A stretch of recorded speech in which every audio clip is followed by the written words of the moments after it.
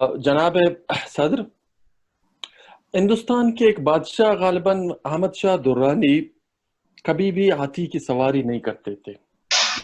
वो कहा करते थे कि जिस जानवर की लगाम उसके हाथ में न हो वो उसकी सवारी नहीं करेंगे। जनाब सदर, उसने खताबत के दोस्तों, मैंने अहमद शाह दुर्रानी के बरक्स किया। बलूची में लिखते लिखते मैंने उर्दू में तबाह आजमाई करने की कोशिश की।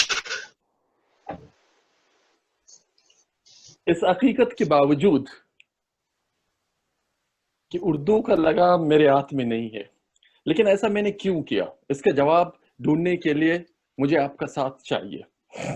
मेरे नस्ल के जिन लोगों ने सीखने और लिखने के अमल में जिन अतालीक और असातिज़ा के हम शागिर्दी करते रहे अपने इलाके में, उन सब अतालीक में एक कदर मुश्तरक थी।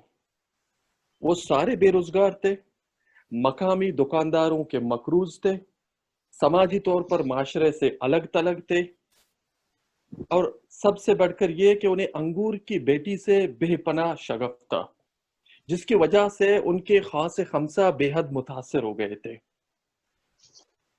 और वो तरबियत के लिए दस्तयाब नहीं थे। हमारे यहाँ ये बाकायदा कहा जाता रहा कि शराब इसलिए हराम है ताकि वो बदसौकों के हाथ न लगे, लेकिन इसका क्या कीजिए कि ये सबसे पहले उन्हीं के हाथ ही लगता था।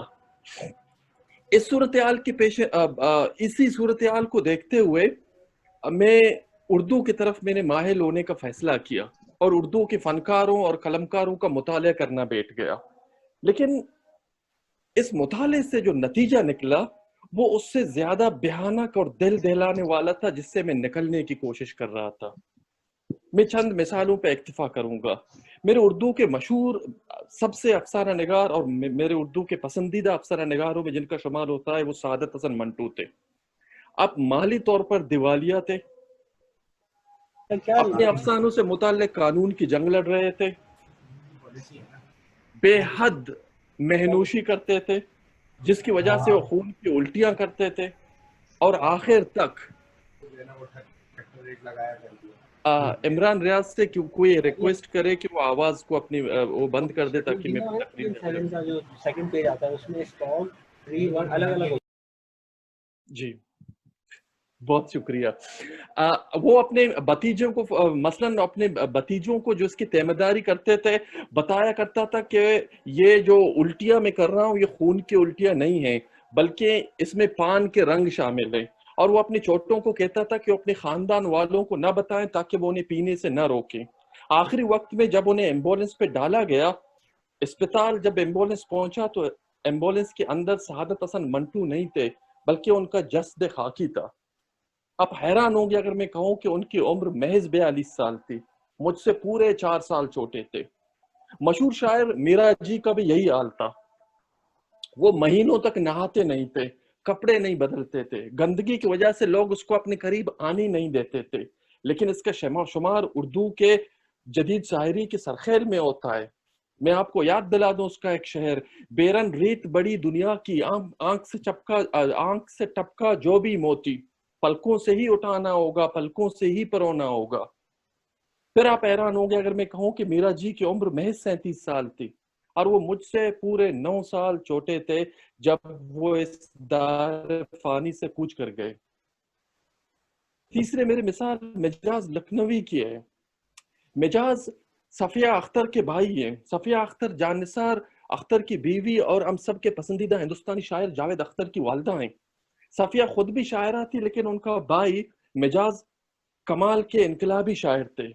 आज भी तहरीक सनफी मसावत की तहरीक चलाने वाले उनके एक शेर को हर सुबह शाम को गुनगुनाते हैं कि मसलन उनका एक शेर है कि तेरे माथे पे ये आंचल तो बहुत खूब है लेकिन तू इस आंचल का अगर परचम बना लेती तो अच्छा था।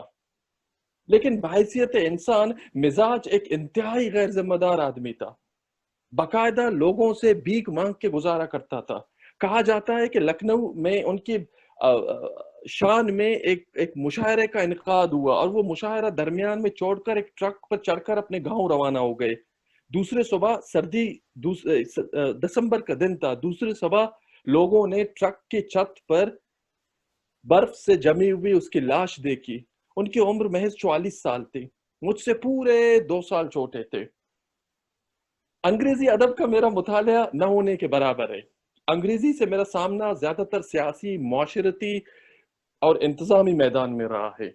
लेकिन बलूची और उर्दू अदब में आप जिस बंदे के नाम पर हाथ रखें, उनका उनकी हालत दूसरे से बहुत ज्यादा मुख्तलिफ नहीं है, कुछ इस्तिस्नाई हालतों को छोड़कर।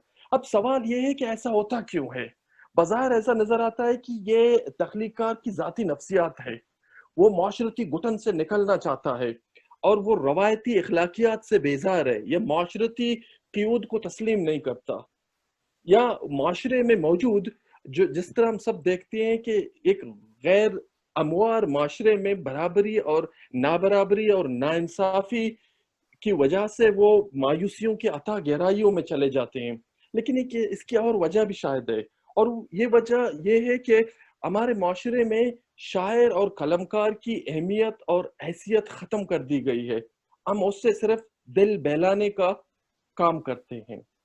दोस्तों, किस्सा तूलानी हो गया। बात हाथी की सवारी से शुरू हुई थी।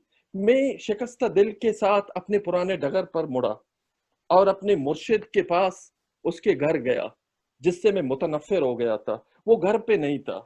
मैंने समंदर के किनारे दूर देखा, वो कहीं पे बैठा हुआ था। उसके एक हाथ में कागज था और दूसरे हाथ में सिगरेट, जो जो राख होकर जमीन पर गिर रहा था। शायद उसकी हाथों में जुम्बिश नहीं थी कि वो हाथों को उठा सके। मुझसे कहने लगा कि मुझे शेख अयाज की कुछ सिंधी शायरी याद है, मैं उनको बलूची में तर्जुमा कर रहा हूँ। मैंने कागज लेके अपने हाथ में देखा तो उन्होंने महज 4 लाइनें तर्जुमे किए हुए थे, जो कि मैं उर्दू में बताने की कोशिश करूंगा शेख अयाज के रूह से माजरत के साथ। तेरे ओंठों से पीती मैंने मैं, उम्र भर मस्तियों खुमार रहा।